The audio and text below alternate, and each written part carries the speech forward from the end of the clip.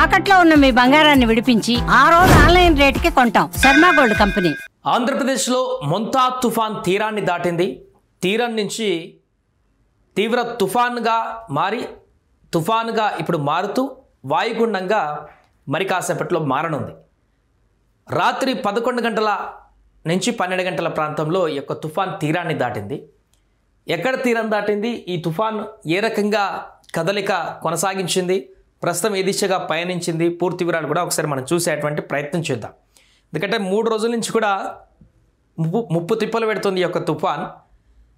ఎలాంటి ప్రభావం చూపిస్తుంది, ఏమవుతుందని ఒకటే ఆందోళన. బట్ ప్రభుత్వం తీసుకున్నటువంటి ఇనిషియేషన్, వారు తీసుకుంటున్నటువంటి జాగ్రత్త కారణంగా పూర్తిగా ఎలాంటి ప్రాణ నష్టం లేకుండానే ఈ తుఫాన్ ఇప్పుడు తీరం దాటిపోయింది.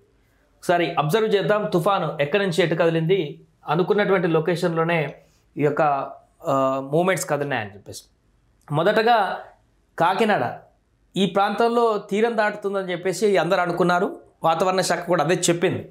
ఇక్కడ మొదలైనటువంటి ఈ తీవ్ర తుఫాను క్రమంగా మన తీరానికి 700 కిలోమీటర్ల డిస్టెన్స్ అవతల మొదలైనటువంటి ఈ తీవ్ర తుఫాను గంటకు 17 నుంచి 15 కిలోమీటర్ల వేగంతో ముందు కదిలింది. అందుకనే 3 రోజుల టైం పట్టింది ఇక్కడ ఏర్పడినటువంటి తుఫాను మన తీరానికి టచ్ అవ్వడానికి. సో ఇక్కడ క్రమంగా మొదలైనటువంటి తుఫాను కదులుతూ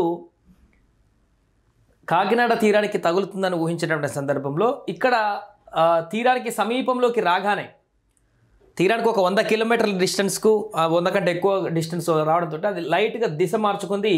ఈ కారణంగా ఇప్పుడు మచిలీపట్నం తీర ప్రాంత పరిసరాలలో ఇప్పుడు ఈ యొక్క మొంతా తుఫాన్ అనేది తీరం దాటింది. మచిలీపట్నం అంతర్వేది మధ్యలో ఈ యొక్క మొంతా తుఫాన్ అనేది తీరానికి టచ్ అయింది. నిన్న రాత్రి 11 గంటల 30 నిమిషాల నుంచి 12 గంటల ప్రాంతంలో తీరానికి టచ్ అయింది. ఈ సమయంలో ఇక్కడ ప్రచండమైనటువంటి గాలులు, భారీ వర్షం అనేది నమోదైంది. ఇంకా అంతకంటే విధ్వంసం జరుగుతుందని ఊహించారు. బట్ ఇది మరీ భయంకరమైనటువంటిది. అటు జమైకాలో జరుగుతుంది, కరేబియన్ దీవులలో 175 సంవత్సరాలకు తర్వాత శతాబ్దాల వర్షపాతం తుఫాన్ అక్కడ నమోదైంది. అంత బీభత్సంగా గంటకు 300 కిలోమీటర్ల వేగంతో అక్కడ నడుస్తుంది, ఒక తుఫాన్ నడుస్తుంది. ఇప్పుడు అలాంటి తుఫాన్ అయితే కాదు, కానీ తీవ్ర తుఫాన్గానే మనకు కూడా కొనసాగింది. బట్ తీరానికి టచ్ అయ్యేటప్పుడు విధ్వంసం కొనసాగుతుంది అనుకున్నాం. బట్ అనుకున్న స్థాయికి మించే అంతకంటే తక్కువనే తుఫాన్ ప్రభావం కనిపించింది. దీంతో ఇక్కడ ప్రభావం ఇప్పుడు తగ్గింది. వర్షాలు పడుతున్నాయి, ఇప్పుడు హెవీగా వర్షాలు పడుతున్నాయి. బట్ గాలుల తీవ్రత అనేది నిన్న రాత్రి 90 నుంచి 100 కిలోమీటర్ల వేగంతో గాలులు ఉండే రాత్రి తీరానికి తాకినప్పుడు. ఇప్పుడు 40 కిలోమీటర్ల వరకు గాలుల తీవ్రత వచ్చింది.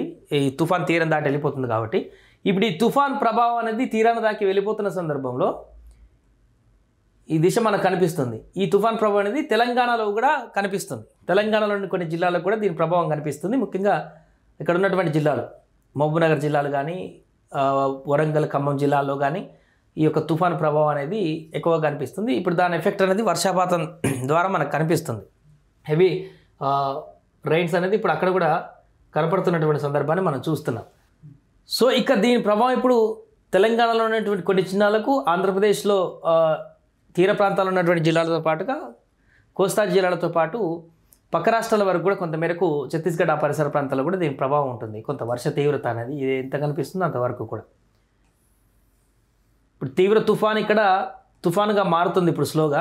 ఆ తర్వాత వాయుగుండంగా మారుతుంది.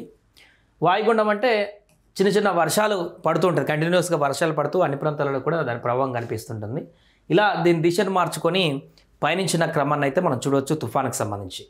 ఏదేమైనా కూడా ఆంధ్రప్రదేశ్లో ఈ తుఫాను ప్రభావం అనేది 2 రోజుల నుంచి ఎవరికి కంటి మీద కునుకు లేకుండా చేసింది. బట్ ఎట్టకేలకు ఈ తుఫాన్ తీవ్రత అనేది తగ్గిపోయింది, తీరం దాటి వెళ్ళిపోయింది. కాబట్టి ఇప్పుడు నష్ట నివారణ చర్యల్లో భాగంగా ప్రభుత్వం చర్యలు తీసుకుంటుంది. తీర ప్రాంతాలలో ఎక్కడైతే పంట నష్టాలు జరిగాయో, ఎక్కడైతే చెట్లు కూలిపోయి ఆస్తి నష్టాలు జరిగాయో దానికి సంబంధించిన అంచనా వేసే కార్యక్రమాలు చేస్తుంది.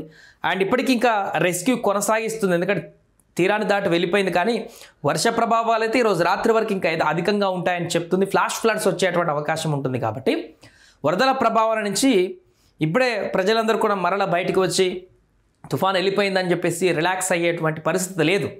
రాత్రి వరకు కూడా ఈ వర్షాలు అనేటివి ఇంకా కొనసాగుతాయి. కాబట్టి దాని ఎఫెక్ట్ వరదల ప్రభావంగా మరలా ప్రజలకు హాని కలిగిస్తాయి కాబట్టి ప్రజలందరూ అప్రమత్తంగా ఉండాలని కూడా చెప్తుంది రాష్ట్ర ప్రభుత్వం. అండ్ మరొక వైపు ఆస్తి నష్టానికి సంబంధించినటువంటి ముందు జాగ్రత్త చర్యలు అప్పుడే తీసుకున్నప్పటికీ కూడా కొంతవరకు నష్టం జరిగింది కాబట్టి దానికి సంబంధించినటువంటి అంచనా వేసి దానికి సంబంధించినటువంటి రెస్క్యూని కూడా, అంటే చెట్లు కూలితే చెట్లను తీసేయడము, వివిధ ప్రాంతాల్లో డ్యామేజ్ జరుగుతుంది దానికి సంబంధించిన కంట్రోల్ చేయడానికి కూడా ఇప్పటికే బృందాలు కూడా ముందుకు వెళ్తున్నాయి.